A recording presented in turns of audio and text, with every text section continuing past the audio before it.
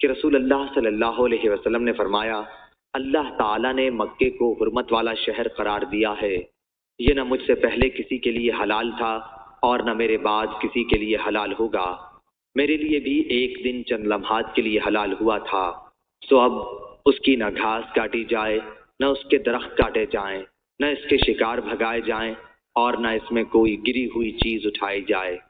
صرف میرف یعنی گمشدہ چیز کو اصل مالک تک اعلان کے ذریعے پہنچانے والے کو اس کی اجازت ہے۔ عباس بن عبد المطلب رضی اللہ عنہ نے عرض کیا کہ اصغر کے لیے اجازت دے دیجیے کہ یہ ہمارے سناروں اور ہمارے گھروں کی چھتوں کے کام میں آتی ہے،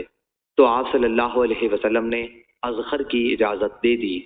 اکرمہ رضی اللہ عنہ نے کہا، یہ بھی معلوم ہے کہ حرم کے شکار کو بھگانے کا مطلب کیا ہے؟